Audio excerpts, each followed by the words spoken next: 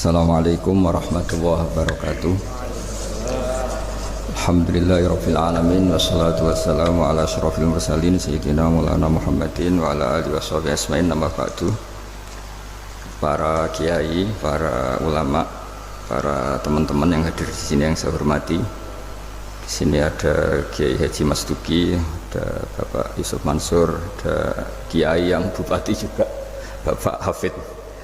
Yang saya hormati Direktur PKN STEN, juga Ketua Penasihat Takliman Dr. Dawud Arif Khan. Yang saya hormati teman-teman, karena dari awal ini ngaji untuk seneng ya, untuk farhah itu seneng. Tidak tahu saya bacanya Farhatul Aidin wa Falahul Faizin ya Pak Ketua, Pak Tamam. Saya cerita sedikit tentang seneng ya, al-farah ya. Dalam Islam seneng itu sudah ibadah. Jadi di antara ibadah terbaik manusia itu seneng. Jadi kalau analoginya kita dikasih rumah teman atau mertua atau guru atau siapa saja, hal paling menjengkelkan itu ya sudah dapat gratisan gerutu itu geremeng. Nah ini kita sudah pakai buminya Allah itu gratis, pakai airnya ya gratis, pakai oksigen ya gratis, kok masih berutuh, itu sudah jadi hamba yang nggak bener itu. Jadi bayangkan kalau kita pakai oksigen bayar, pakai buminya bayar, pakai airnya bayar semua, kayaknya kita tidak mampu membayar, dan kita sama Allah hanya disuruh ikrar, disuruh sujud. Pentingnya ilmu satu, bahwa itu akan menjadikan satu perilaku. Misalnya begini ya, dulu itu kiai-kiai Jawa zaman dulu itu berpatokan, karena dulu pemerintahan Hindia Belanda, seorang lagi masih pemerintahan Hindia Belanda, itu dalil yang sering diutarakan itu sebaik-baiknya umara itu yang datang ke ulama, terus sejelek-jeleknya ulama itu yang datang ke umara. Tapi semenjak pemerintahan Indonesia dan kemudian ditandai beberapa tokoh kayak Gus Wahid putra Kiai Hasyim jadi Menteri Agama, ada Gus Wahid putra Kiai Wahab juga jadi Menteri Agama, ada Kiai Fatur Rahman keluarga Mbah Maimun, keluarga Sarang juga pernah jadi Menteri Agama. Kemudian bersamaan dengan itu dibangunlah satu pegangan ilmu. Pegangan ilmu ini penting karena ini yang mengilhami semua orang Islam, terutama ya utamanya ulamanya. Ada seorang ustadz, seorang guru ngaji yang karena melihat rata-rata penguasa itu zalim ya, datang ke Harun ar-Rasyid. Ini perlu disemak, datang ke Khalifatullah atau Amirul Mukminin Harun ar-Rasyid.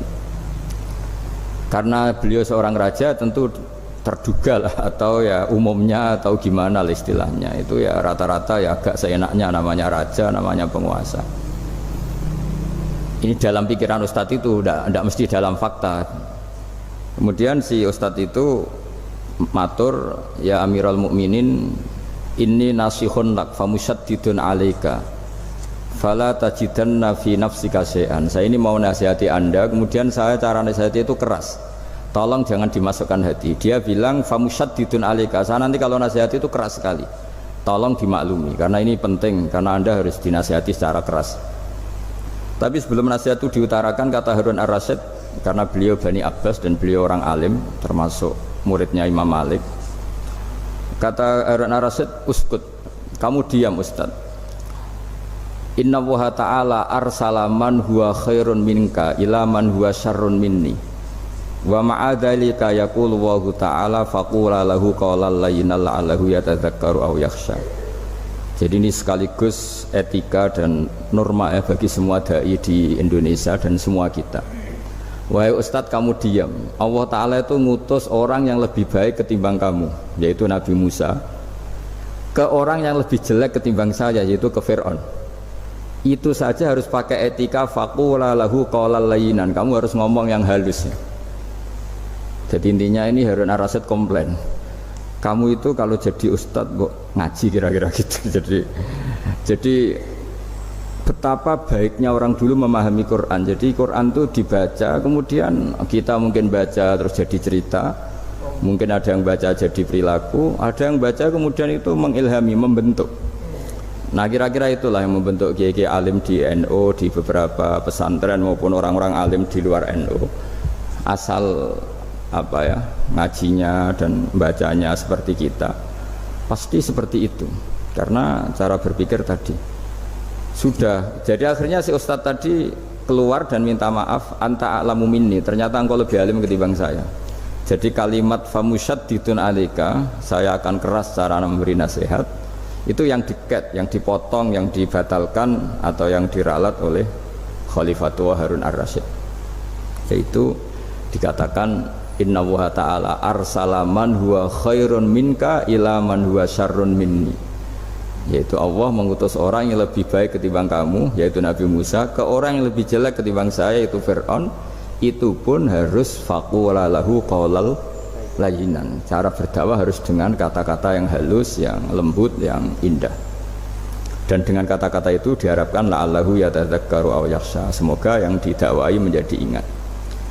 Sehingga dengan kemampuan ilmiah seperti ini menjadi pegangan bersama bahwa kita sebagai dai atau sebagai tetangga atau sebagai sama-sama warga Indonesia, bawaan kita memang harus faqula lahu qaulal layyinan la'allahu yatadzakkaru aw yakhsha. Kemudian dalam disiplin ilmu yang lain, halus itu tidak kuat. Angin itu ya halus, tapi kalau di manage itu jadi kekuatan yang dahsyat. Begitu juga air dan sebagainya. Sehingga tidak perlu khawatir terus kalau dakwah halus itu tidak punya efek yang signifikan. Tidak juga. Allah Ta'ala itu pengelola angin. Angin itu kekuatannya dahsyat, sehingga Nabi Sulaiman dikasih kekuatan angin dan bisa terbang kemana-mana. Kemudian sekarang jadi teknologi yang banyak memanfaatkan angin, mulai rem, mulai apa saja. Sehingga dari cerita saya ini kemudian terus kiai-kiai itu membentuk dakwah termasuk di ekonomi dengan cara yang rileks. Nah cara rileks itu satu tentu dimulai dengan ilmu. Misalnya begini, saya beri contoh. Ketika ada orang melafadzkan kalimat la ilaha illallah, tiada Tuhan selain Allah. Kemudian kalimat ini mungkin kalau orang NU baca itu rutin ya, karena kiainya kelamaan ya yang ikut sambil tidur ya. Kalau tahlil itu disebut kiai tertentu itu mesti yang belakang wah suwi itu kalau kiai itu lama itu. Nah kiainya juga karena jadi lakon ya kan lebih semangat karena pegang mic. Biasanya gitu di NU itu, kalau khotib mesti semangat karena yang pegang mic, yang dengerin mesti ngantuk karena monoton itu. Karena yang mendengerin sudah tahu pasti nyuruh baik meninggalkan yang jelek, jadi ilmunya sudah disimpulkan dulu. Setiap yang tidur di masjid mesti tak tanya kenapa tidur, ilmunya tidak ada perkembangan, Gus, nyuruh yang baik meninggalkan yang jelek. Tapi kalau ilmunya agak ada perubahan kan dengar semua pasti nyuruh yang jelek meninggalkan yang baik. Karena watak manusia itu agak-agak suka fitnah, itu suka geger. Tapi kalau monoton itu mesti enggak itu. Tapi yang menjadi pegangan kita, saya ulang lagi, itu ilmu dulu. Saya ulang lagi, itu ilmu dulu. Saya berkali-kali menyontohkan, kalau ada orang kafir, orang yang tidak bersyahadat 70 tahun, kemudian dia bersyahadat sekali saja di akhir hayatnya, itu kata Allah, qulil ladzina kafaru iyantahu yughfar lahum ma qad salaf. Katakan ke mereka yang kafir, jika dia mau bersyahadat, itu masa lalunya diampuni semua. Sehingga kedahsyatan kalimat ini luar biasa. Orang yang kafir 70 tahun saja, barokahnya la ilaha illallah ini, dosanya bisa diampuni semua. Nah kemudian karena ilmu ini tidak begitu populer atau kurang dipopulerkan, atau kita sendiri kurang menghayati, sehingga la ilaha illallah itu lebih dianalisis cara lafadz ini, pelafatannya ada sanadnya ndak ya gitu. Terus cara melafatkan bareng-bareng seperti itu ada tumpengan ini bid'ah enggak ya. Jadi pertanyaannya sudah tidak tentang keramatnya atau sakralnya atau fadilahnya la ilaha illallah, tapi sudah macam-macam. Wiridan cara seperti ini ada hadisnya enggak, legal enggak, terus ada sanadnya enggak. Jadi saya mohon semohon-mohonnya untuk teman-teman yang di Al-Iman itu harus ngaji ya. Ngaji itu nanti kamu tahu cara mandang sebuah ibadah atau perilaku atau apa sajalah tahu. Karena al-ilmu yurisul ahwal, ilmu itu bisa mengilhami cara pandang. Dulu yaitu saya ulang lagi, ketika zaman Hindia Belanda, karena pemerintahnya Hindia Belanda itu ulama-ulama keras sekali, sejelek-jeleknya ulama itu yang datang ke Umarok. Tapi setelah era Mbah Hashim, era sampai Mbah Maimun, itu mereka peduli sama Umarok, sama semuanya sama-sama warga Indonesia yang ingin melihat Indonesia yang lebih baik. Sehingga banyak, ya kakak saya sendiri pernah wakil bupati, terus putra Mbah Maimun wakil gubernur, ini teman saya Kiai Hafid ya bupati. Semenjak itu terus, dan itu nggak lepas dari cara pandang, yaitu cara pandang diantaranya adalah cerita tentang Nabi Musa yang Allah tetap peduli sama Fir'aun, sehingga tetap didakwai Nabi siapa? Musa. Dan posisi Musa datang bukan memanggil. Ya, cuma kayak sampai sekarang tuh belum pernah ke kantor bupatinya Pak Hafid, karena kadang-kadang orang terus curiga mengajukan proposal, jadi agak repot. Ketemu bupati itu sialnya kiai kan mesti pikirannya orang bupati ini nyangoni, kiai ini disangoni itu terus kayak kita fakir miskin itu. Jadi makanya saya itu belum pernah datang, tapi alhamdulillah karena beliau berambisi menjadi wa khairul umara mayatuna babal ulama.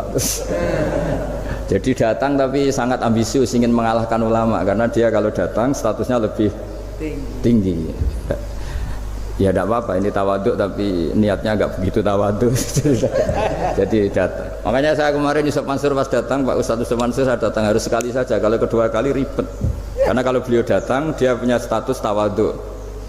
Lama-lama yang didatangi jadi takabur, saya jadi yang ahli neraka, dia ahli surga. Saya akan rugi dong. Hanya rugi, gue kehilangan teh, kehilangan kopi, dia beliau berstatus tawaduk, saya berstatus takabur, kan repot. Makanya saya berharap jangan datang lagi. Karena jadi repot itu, jadi repot kan. Padahal saya kalau disuruh datang ke Jakarta kayaknya ya berat, selain sibuk juga takut ganggu saya. Jadi saya sering ke Jakarta tapi ya tadi jarang ya. Biasanya nganggarkan waktu hanya pas saja, tidak kurang tidak lebih. Biasanya ngajar di pondoknya Pak Kures itu di Baitul Quran ya. Hanya ngajar santri-santri itu. Nah, jadi pemahaman Quran dulu itu kata Imam Ghazali, ini sekaligus karena ada Pak Ustadz Yusuf Mansur, itu membaca Quran itu membaca, bukan bercerita. Kalau kamu membaca seperti ini, kunta qori'an, kamu pembaca. Pembaca itu yang mengambil pelajaran. Tapi kalau kamu hanya cerita, itu namanya kunta hakian. Sebenarnya Anda tidak membaca Quran, tukang cerita. Misalnya tadi cerita Nabi Musa datang ke Fir'aun. Itu kalau kamu hanya cerita, wah dulu itu ada orang namanya Fir'aun didakwai Nabi yang namanya Musa, ya itu namanya tukang cerita kamu. Kalau kamu pembaca tidak gitu. Betapa baiknya Allah, orang sengawur Fir'aun saja inginnya Allah masih ingin diselamatkan dengan mengutus Nabi Musa kekasihnya. Itu namanya kunta qori'an, kamu pembaca betul, bukan kunta hakian, kamu tukang cerita. Begitu juga seterusnya tentang Quran, ayat-ayat seterusnya. Sehingga yang diharapkan dari pembacaan Quran itu memang kita sebagai ahli baca, ahli mu'tabir ya, ahli yang ngambil pelajaran, bukan tukang apa? Cerita. Sehingga dulu ketika Sayyidina Umar radhiyallahu anhu ketika membuka Baitul Maqdis atau Baitul Muqaddas dan diajak syukuran, pesta-pesta makan itu, beliau nggak mau. Ketika ditanya kenapa engkau gak mau, alasannya itu langsung beliau baca Quran. Jadi saya punya sekian contoh, saya ulang lagi, saya punya sekian contoh. Orang-orang dulu dengan Quran itu menyatu, bukan sekedar dihafal tapi menyatu. Sehingga bawaannya itu sudah Qurani, sudah Qurani. Saya beri contoh pertama Rasulullah SAW, nanti Umar kedua. Rasulullah itu pernah gak makan sampai 3 hari. Terus ditanya oleh sahabat, lalu kekuatan engkau bisa hidup apa? Terus ngendikan al-aswadani, maksudnya itu tamar dan air, hanya makan kurma dan air. Tapi beliau tidak ketemu roti atau nggak ketemu nasi lah kalau orang Indonesia. Ketika hari ketiga dikasih makan oleh sahabat, dipotongkan kambing, kemudian baru makan 3 lukmah, kira-kira ya 3 asupan nasi, berhenti. Padahal sahabat yang lapar sama dengan Rasulullah itu membayangkan Nabi itu sampai kenyang, sampai apa. Tapi ketika ditanya, seperti ini pun nanti ada hisabnya. Walatus alunna yauma idzin anin naim. Jadi acara makan-makan gini itu nanti ada hisabnya. Nabi nangis. Akhirnya sahabat nggak jadi nerusin makan. Jadi ketakutan orang dulu sama ketika Sayyidina Umar dijak pesta ketika memenangkan Baitul Maqdis itu. Inna wa ta'ala ayyara qauman. Allah itu mengkritik sebuah komunitas kaum karena apa? Adhabtum thayyibatikum fi hayatikum ad-dunya wastamta'tum biha. Kamu adalah orang-orang yang jatah nikmat kamu sudah kamu habiskan di dunia. Adhabtum itu kalian habiskan jatah kenikmatan kamu di dunia. Wastamta'tum biha, kamu di dunia sudah berpuas-puas. Maka jatah Anda sekarang di akhirat habis. Sehingga Sayyidina Umar enggak mau pesta-pesta karena takut jatah nikmatnya habis. Kata beliau terus astabqi thayyibati, akan saya sisakan sisi-sisi kebaikan saya supaya ndak habis. Corong Jawa itu aja dientek-entekno biar jatahnya masih. Sehingga di dunia kiai itu ya meskipun saya akrab bupati, akrab mungkin wakil gubernur, saya itu ya jarang ketemu. Karena kalau orang Jawa bawaannya ketemu ya makan-makan, guyon-guyon.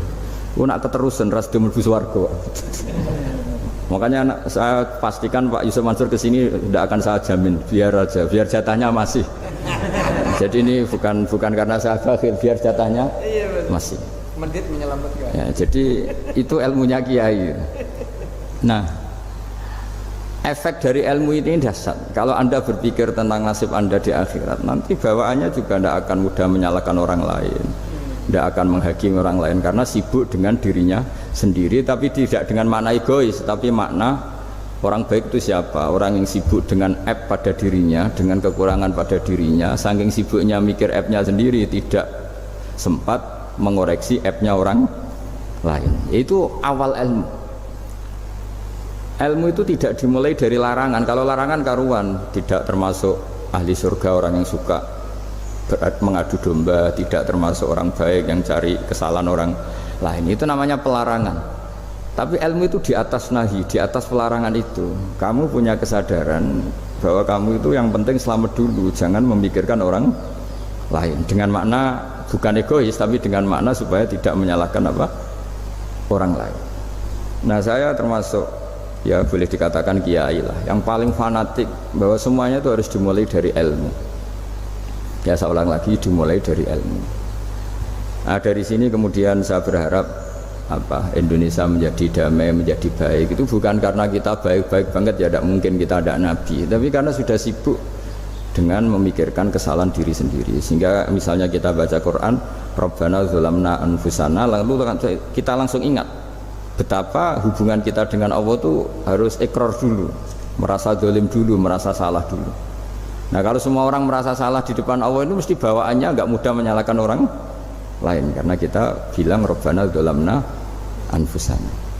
Nah, itulah ilmu-ilmu yang mungkin banyak pembaca Quran tapi hanya baca, atau kalau baca ini tok disebut al-haqi, ahli cerita. Yang dibutuhkan tuh al-qari', pembaca kemudian mu'tabir, kemudian mau beriktibar. Seperti yang dilakukan tadi Harun Ar-Rasyid tadi. Inna wa ta'ala arsala man huwa khairun minka ila man huwa syarrun minni wa ma'adzalika yaqulu wa ta'ala faqula lahu qaulal layyinan. Ini kamu tidak usah memaksakan musyaddid keras sama saya, karena Allah Ta'ala telah mengutus orang lebih baik ketimbang kamu, yaitu Nabi Musa, ke orang yang lebih jelek ketimbang saya, yaitu Fir'aun. Itu saja harus beretika, faqula lahu qaulal layyinan la'allahu yatadzakkaru aw yakhsha. Dan alhamdulillah bawaan kita sebagai orang timur atau orang Jawa itu kalau mau ngandani orang itu halus sekali. Di antara bentuk kehalusan kata-kata diceritakan di ayat lain ketika Nabi Musa ketemu Fir'aun. Dawuhnya begini, fakul itu yang di juz 30, yang juz di juz 30 ini yang bagian dari, kan tadi hanya fakul lahu qaulal layyinan. Lahu qaulal layyinan itu bentuknya apa? Ya, bentuknya apa?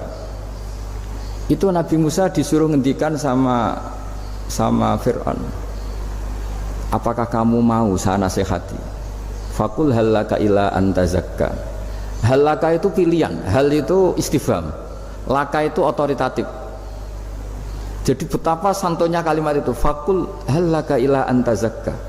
Jadi kalau dimaknani model Pak Hafid, model saya ngaji di sarang itu, halaka onoto iku kedue sira, berhak bagi kamu, berhak bagi anda, apakah Anda berhak loh mendapat nasihat supaya Anda jadi orang yang lebih baik. Halaka ila anta zakka. Jadi tidak kalimat perintah, tapi kalimat pilihan. Apa engkau mau saya beri nasihat? Wahdiyaka ila rabbika fatakhsha. Dan saya beritahu kamu tentang Tuhan dan kemudian kamu menjadi orang yang baik, fatakhsha, orang yang punya khasyah, punya. Jadi kayak apa kalimatnya itu? Napa jenengan kersa?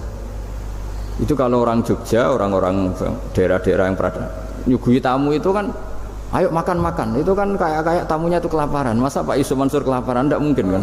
Masa Ustadz terkenal kelaparan kan tidak mungkin itu. Monggo, nopo jenengan ngersakno. Karena bisa saja tamunya itu tidak kersa, mungkin karena darah tinggi, mungkin karena takut dianggap fakir miskin, macam-macam kan orang tidak. Itu kalimatnya itu halaka ila anta zakka. Kayak apa indahnya dakwah. Halaka ila anta zakka. Itu ada kata laka itu ya terserah jenengan mau enggak. Wa ahdiyaka ila rabbika fatakhsha. Nah, itu yang disebut membaca. Kunta qori'an la hakian. Anda benar-benar membaca Quran, bukan sekadar pencerita. Nah, kemudian ini yang terakhir saya juga baru, sebenarnya saya itu nggak pernah bilang sanggup itu, tapi Pak Ustadz Zakaria itu GR terus sampai tadi pagi itu saya belum tahu kalau ada acara ini.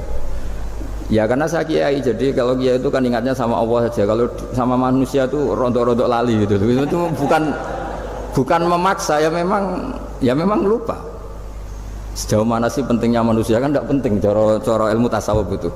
Tapi karena ini titipan Rasulullah SAW terus menjadi penting kan. Dititipi umat gak jenengan itu ya sudah ngaji ngatur kiai ribet itu. Kiai ini biasa ngaji kan, kiainya yang ngatur, santri ini enggak. Pak Yai ngaji tanggal ini jam ini. Itu kan mengabaikan semua aktivitas kiai. Padahal jam ini mungkin saya punya jam. Mungkin jalan-jalan atau ngaji atau mutolaah atau munajat, gara-gara Pak Zakaria ini terus Mas Tamam ini yang provokasi. Harus ngaji di jam ini, tema ini. Saya itu kalau ngaji ditentukan tema itu, ini memang saya agak keras di bab ini. Itu kayak ibarat gini loh. Saya ini dokter, kemudian ada orang yang sakitnya itu jantung, terus bilang ke saya, Pak dokter sembuhkan kukul saya. Wong penyakit ekstrimnya itu jantung, kok bila disembuhkan apa? Kukul. Kan gak penting, sembuh tidak sembuh, kukul itu kan gak penting, jerawat itu. Kiai itu tahu kesalahan paling fatal manusia itu akidah. Tapi kadang-kadang mintanya ilmu yang tidak akidah, yang gak penting.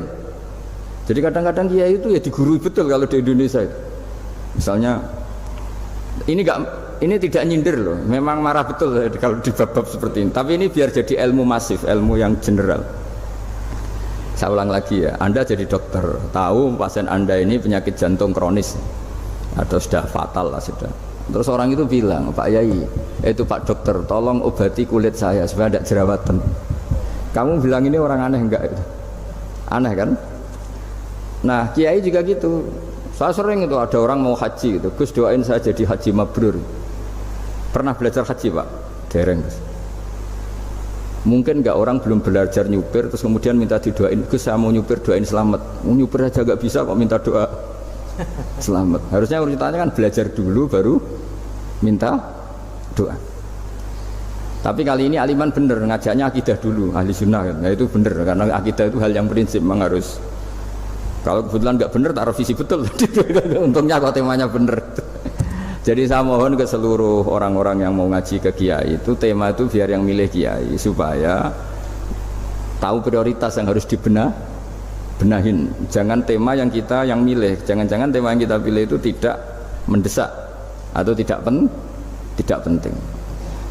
Ini bukan apa-apa, ini saking ingin baik saya ya, keinginan baik saya supaya dulu zaman sahabat ya gitu. Kalau ada pertanyaan salah sama Nabi dibenerin, cuma Nabi terlalu bijak, cara benerin tuh enak. Kalau saya karena tidak Nabi saja ya agak-agak kasar kan, kalau tidak Nabi tidak wajib bener terus. Yang wajib bener terus itu Nabi. Saya beri contoh ya.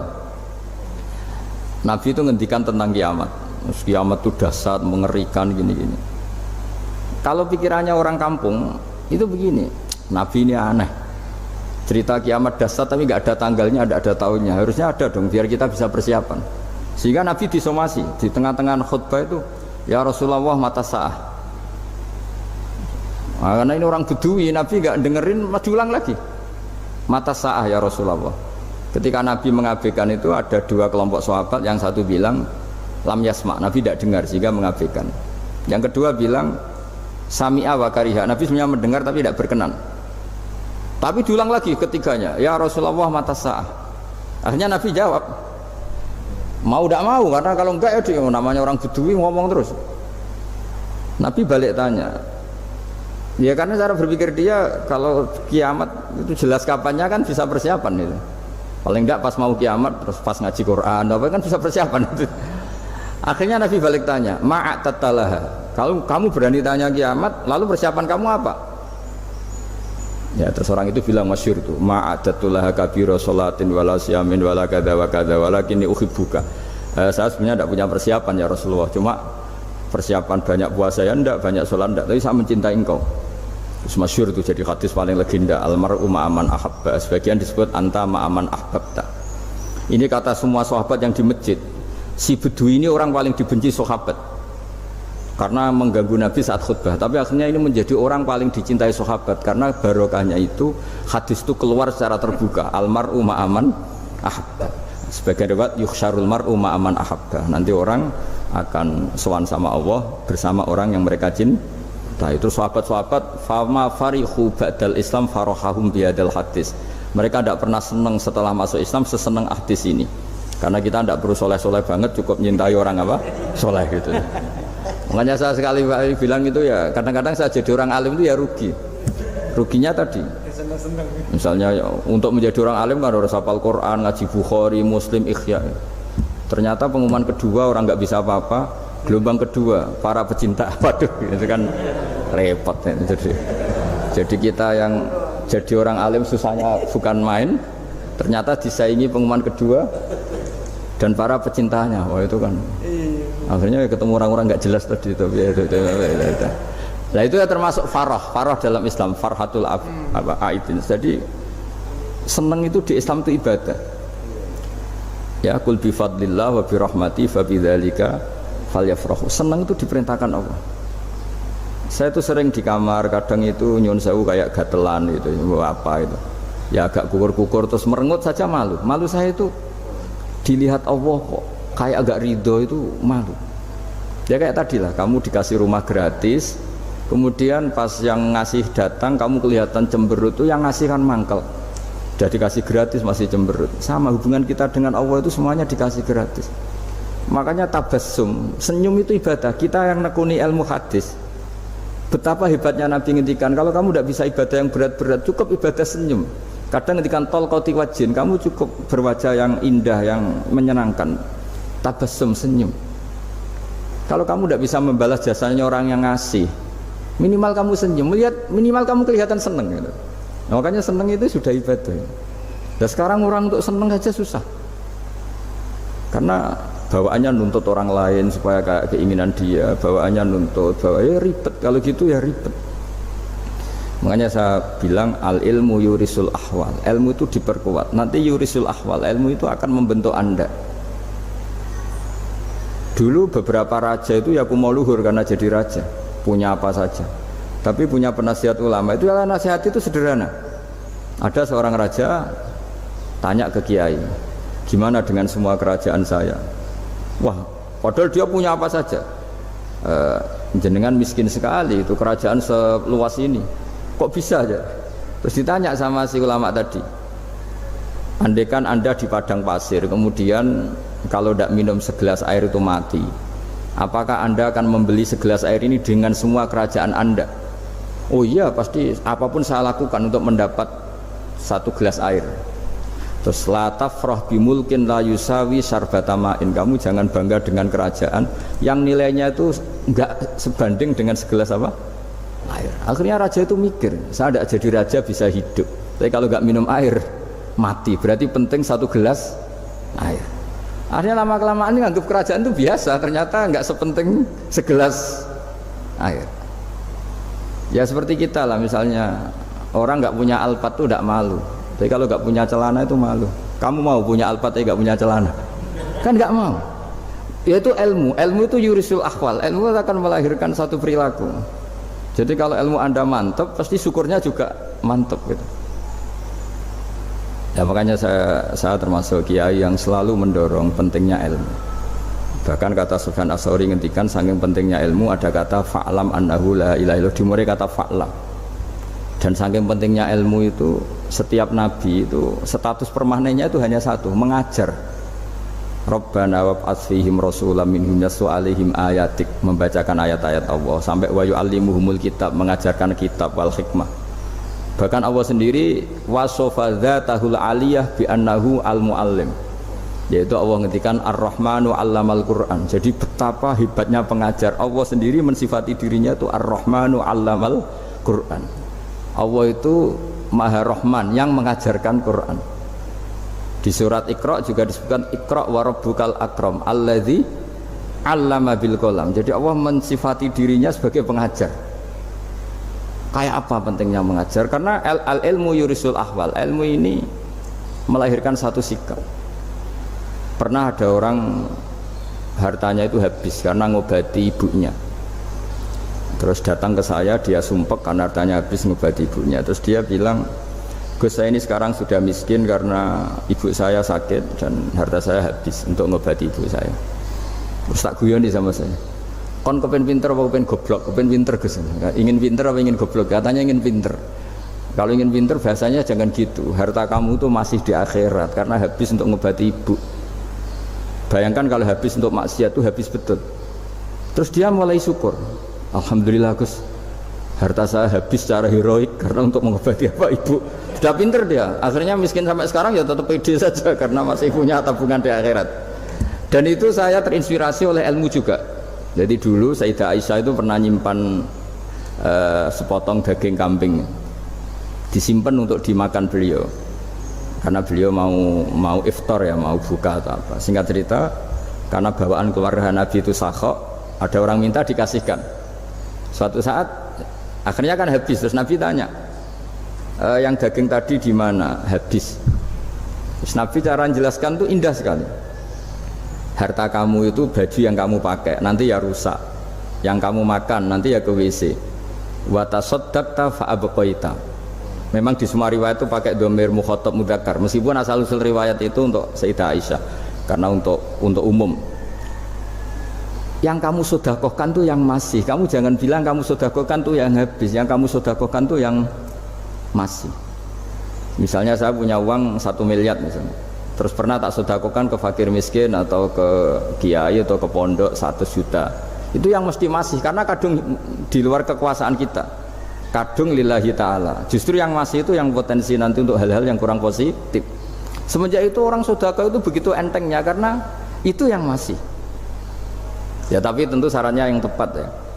Saya sekarang sering kampanye sedekah tepat karena misalnya sering saya itu didatangi orang kaya.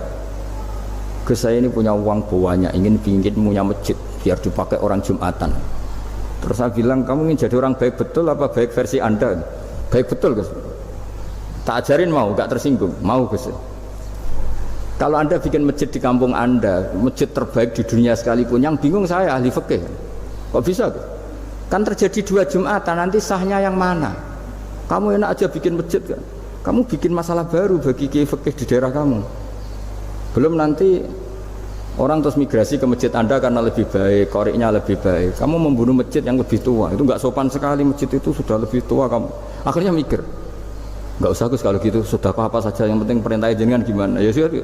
Jadi sedekah itu juga harus dibina supaya kalau orang kan bisa saja kan uang 100 juta itu untuk fakir miskin manfaat, ternyata untuk masjid yang sifatnya aksesoris, untuk lampu yang kristal yang mahal-mahal, bukan yang pokok. Nah, itu pentingnya ngaji ya. Jadi lagi-lagi al-ilmu yurisul ahwal. Ilmu itu melahirkan satu sikap. Jadi ketika ada masjid baru, kalau orang nggak bisa ngaji fikih, oh, wow ada masjid baru, masjid banyak. Tapi kalau yang ngaji fikih ngerti ini malah ada masalah baru karena ada ta'addud Jumatan, gimana hukumnya 2 Jumatan dalam kondisi yang tidak mendesak. Makanya sekarang saya baru kampanye itu. Dulu itu kalau ada masjid banyak itu kan faktornya beda ormas, beda pemahaman atau agak jauh, masih hukum sosial atau bawaan kondisi. Misalnya di dekat UGM itu ada masjid kampung pertama, bawaan masjid karena ada kantor besar, atau bawaan ada pabrik besar, atau ada sekolahan besar. Tapi sekarang itu ada pertanyaan baru, ada masjid baru karena ada orang kaya ingin bikin masjid. Itu gimana itu hukum? Nah, tapi kalau orang nggak nekuni fikih itu ya langsung wah bagus untuk bangun masjid. Bagus piye kene sing kangelan memfikihkan tadi. Nah itu ilmu. Jadi kalau yang tidak nekuni fikih itu ya tidak tersiksa, tapi yang nekuni fikih itu pasti tersiksa karena seperti itu tadi. Ya jadi saya mohon di antara cara kita dakwah secara damai itu dimulai dari Rabbana Zolamna Anfusana. Itu dipakai Nabi, di redaksinya diganti dengan makna supaya kita per individu matur Allah apa ini zulam tu nafsi zulman kabiron katsiran. Nah bawaannya orang mengaku zalim, mengaku salah itu kan sudah tidak sempat mikir salahnya orang apa lain, dan dari sini kemudian dia jadi orang yang tawadhu, yang ubudiyah, yang macam-macam, sehingga Nabi itu bukan dianggap ya pasti penjelas terbaik. Terus Allah meredaksikan wa ma tuqaddimu li anfusikum min khairin tajiduhu indallah. Apa saja kebaikan yang kamu sudah berikan untuk Allah sampai akhirat itu ya pasti kamu temukan di akhirat. Terus yang terakhir saya beri contoh orang peminta-minta, sa'il. Itu Sayyid Ali Zainal Abidin, kalau ada orang minta-minta terus dikasih, misalnya dikasih ya 100.000 atau 50.000 atau 10.000 sesuai kemampuan yang memberi, itu marhaban biman hamala zadi ilal akhirah. Saya terima kasih ya, gara-gara kamu minta uang saya jelas sudah sampai akhirat. Coba kalau di rumah bisa saja untuk hal yang tidak positif. Jadi bawaannya itu cara pandang itu rubah. Jadi sebenarnya kalau kita ngasih uang di masjid, ngasih kiai atau ngasih fakir miskin, ya uang itu yang masih, bukan yang habis. Yaitu watasodak kata fa'abqaita, yang kamu berikan itu hakikatnya yang masih. Karena sudah ada kamu otak-atik lagi, makanya disebut wakaf. Sebenarnya wakaf itu dulu secara makna lughat, saya ulangi secara lughat, maknanya itu sudah berhenti. Wakfun maknanya berhenti. Nah sodako itu dari kata sodako maknanya benar. Orang yang sering sodako berarti imannya benar. Orang yang uang sudah diberikan berarti dia sudah terputus, wakaf berhenti dari hubungannya dengan dia. Sudah dikasihkan berarti selesai. Sehingga wakaf dan sodako itu sebenarnya maknanya saling melengkapi.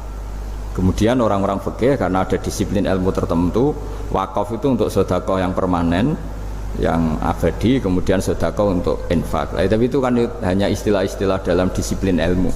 Sebetulnya kalau pakai ilmu yang umum, sedekah ya bisa disebut wakaf, wakaf ya bisa disebut apa? Sedekah. Karena maknanya sedekah itu wakaf. Wakaf itu apa?